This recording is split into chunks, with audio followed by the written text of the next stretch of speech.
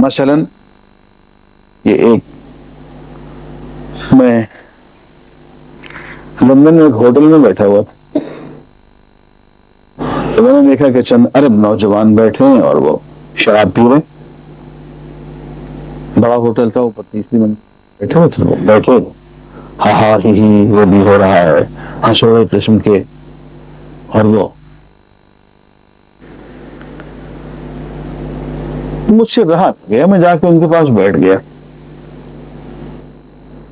تو خیر عمر میں ان سے زیادہ تھا تو میں لحاظ تو کیا، میں نے ان سے عربی میں گفتگو کی۔ میں نے کہا یار یہ تم مسلمان ہو؟ کہنے لگے ہاں مسلمان تو ہیں۔ تو میں نے کہا یار یہ پھر کیا ہے؟ شیخ اللہ غفور الرحیم، شیخ چھوڑو کیا باتیں کر، اتنا تو پتہ نہیں اللہ غفور الرحیم۔ کہا یار یہ تو ٹھیک ہے، اللہ غفور الرحیم تو ہے، تو کہنے لگے تو اس کی غفور الرحیمی اور کس دن کی ہوئی ہے؟ ہم گناہ کریں گے تو وہ معاف کرے گا نا، یہ بھی ٹھیک۔ میں نے کہا ایک بات بتاؤ، غفور الرحیم کہاں کہاں ہے؟ وہ جہاں جہاں وہ چاہے یا جہاں ہم چاہیں؟ تو تھوڑا سا چکر میں آ گئے۔ میں نے کہا بھائی تو ہے، میں بھی مانتا ہوں، تم بھی مانتے ہو، سوال ایک یہ پیدا ہوگا کہ غفور الرحیم وہ کہاں کہاں اور کب ہے؟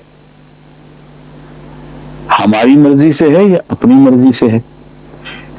ہمارے کسی بنائے ہوئے قانون کے تحت وہ غفور الرحیم ہے کہ نوم کی ناک ہے، جہاں اس کی غفور الرحیمی کو ہم اپلائی کر دیں، بٹن دبا دیں، پش بٹن، تو اس کی غفور الرحیمی کا ظہور ہو جائے، جہاں ہم نہ چاہیں وہاں اس کی غفور الرحیمی ظہور میں نہ۔ میں نے کہا ایک بات یہ طے ہونی چاہیے کہ یہ غفور الرحیمی کی جو اس کی صفت کا ظہور اور کس کے بس میں ہے؟ ہمارے بس میں ہے یا خود غفور الرحیم کے بس میں ہے؟ کہنے لگے یہ تو اسی کے بس میں ہے۔ میں نے کہا یار پھر ایک بات بتاؤ، اگر یہ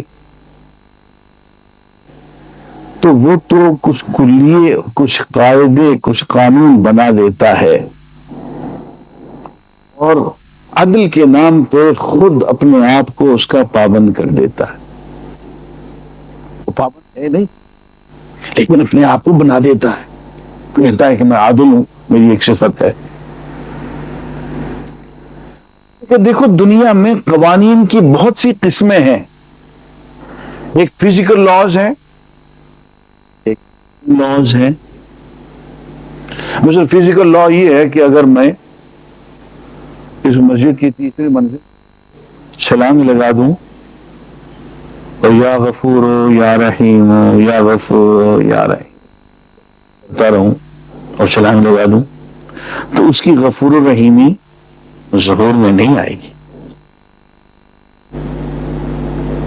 میں نے کہا کہ میں تو خودکشی کو موت کی سزا دے دوں گا، وہاں میں میری صفت غفور کی یہ ظہور میں نہیں آئے گی۔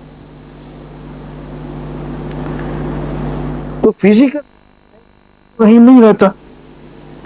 میں نے کہا میں ایک زہر کا پیالہ لے لیتا ہوں اور جتنی تم نے شراب پی ہے اس سے بھی کم مقدار میں پی لیتا ہوں اور ہر گھونٹ یا غفور الرحیم یا غفور الرحیم کا ورد کرتا ہوں اور زہر میں اتنی سی پی لیتا ہوں میں شراب پی ہے۔ کیا خیال ہے اس کی صفت غفور الرحیم کا ظہور ہوگا؟ مجھے وہ سزائے موت سے بچا لے گا؟ تو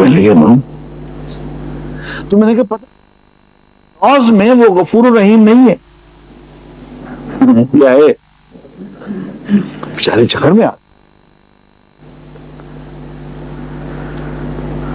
میں نے کہا یار اگر میں مادی شراب، مادی زہر پی لوں، کیمیکل زہر پی لوں تو وہ غفور الرحیم نہیں ہے، اور مورل لا کی اگر میں وائلیشن کروں اور اسپریچول زہر پی لوں تو غفور الرحیم ہو گیا۔ یہ کہاں سے لے کے آئے؟ یہاں وہ غفور الرحیم ہے، وہاں وہ نہیں ہے۔ گریویٹیشنل پل کو وائلیٹ کرتا ہوں، کشش شکل کا اس کا ایک بنایا وہ قانون ہے کہ زمین کھینچ دی اپنی طرف، اس کو وائلیٹ کرو گے تو ہڈی ٹوٹ جائے گی، اور اسے شریر کی ہڈی ٹوٹ جائے مر جاؤ گے۔ پھر جا غفور رحیم کو ورد کرتے ہیں، چھلانگ لگاتے ہیں تیسری منزل سے نیچے، دیکھیں کتنا غفور رحیم ہے وہ۔ نے ایک بوتل تم نے شراب کی پی ہے، ایک بوتل زہر کی پیتا ہے، اور پوچھتے ہیں کہ اغفر لنا ورحمنا، اس کی صفت غفور کی صفت رحیم کی ظہور میں آتی ہے کہ وروا نہیں آتی ہے؟ تو میں نے کہا یہاں تم نے ٹھیکہ لے رکھا ہے کہ تم دبا دو اور غفور رحیم کی صفت جو ہے وہ جمال میں اور ظہور میں آ جائے، تم نے کہاں سے ٹھیکہ لے رکھا ہے؟ تو میری بات سن کے کہنے لگے تو پھر یہ بتاؤ کہ یہ جو غفور رحیم ہوا ہے یہ کس کے لیے لکھا ہوا ہے؟ میں نے کہا ہاں اب تم نے ٹھیک سوال کیا نا، میں نے کہا اب تم آئے ہو نا سیدھی لائن پہ، تو میں نے کہا وہ خود کہتا وَإِن لَغَفَّارٌ، بے شک میں بہت ہی مغفرت کرنے والا، بہت ہی بخشش کرنے والا ہوں، لیکن کس کے لیے؟ وَآمَنَ وَعَمِلَ صَالِحًا ثُمَّ اهْتَدَىٰ، 4 شرطیں اس نے پری ریکوزٹس بتا دی ہیں کہ دیکھو میری صفت غفار کو تم ظہور جوش میں لانا چاہتے ہو تو یہ 4 کام کرو، پھر دیکھو آتے ہیں کہ نہیں۔ وَإِنِّي لَغَفَّارٌ، میں بہت،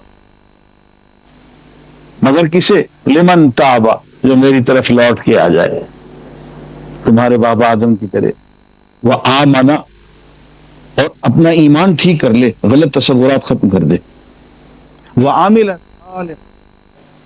نیک اعمال میں لگ جائے، ثم اہتدیٰ، اور پوری زندگی کو ہدایت کا رنگ دے دے۔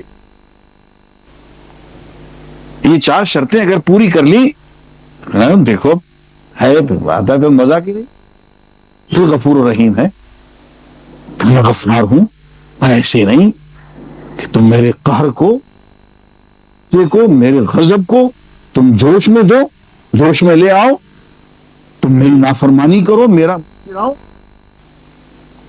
پھر کہے گا غفور رحیم، ہاں یہ تو نہیں ہوگا، یہ تو پٹائی ہو جائے گی۔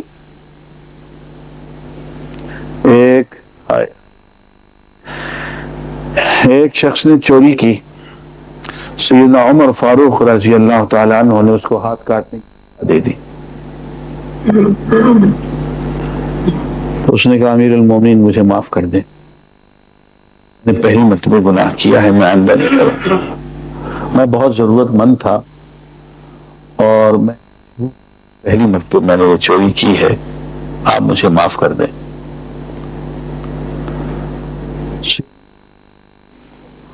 بہت عارف آدمی تھے، حضور فرماتے ہیں کہ لو کان بعدی نبی،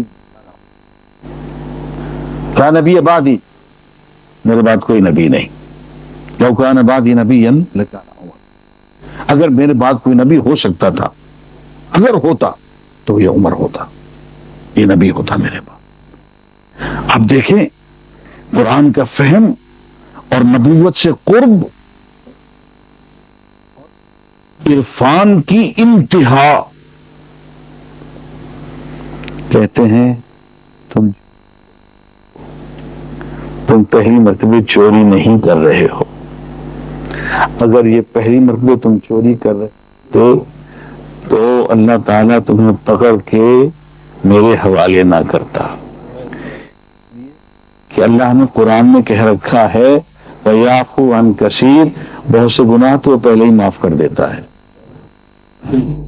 تمہاری بہت سی چوریاں اس نے معاف کی ہیں، ایک عرصے تک اس نے تم پہ پردہ ڈالے رکھا اور تم باز نہیں آئے ہو، اور اب آخر اس کی صفت قہر جو ہے اور اس نے پکڑ کر تمہیں میرے حوالے کو دیا ہے، یہ درست نہیں ہے، اس نے درست۔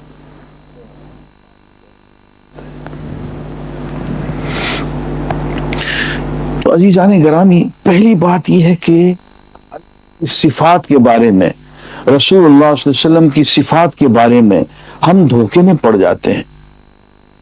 سے ان قوالوں کا کھانا خراب ہو ان کا، میں انہیں بد دعائیں دیتا ہوں، رمضان میں تو بہت بد.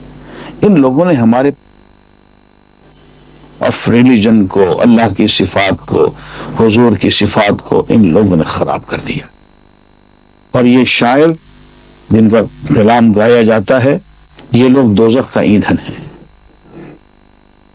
پوری امت کو ایک لتھارجی میں مبتلا کر دیا.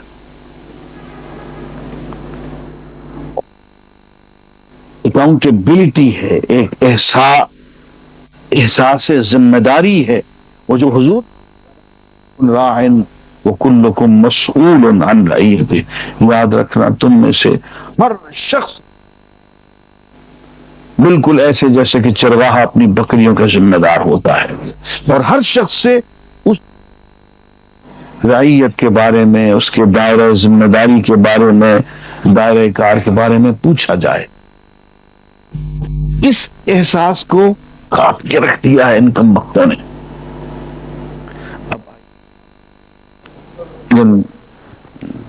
سے بات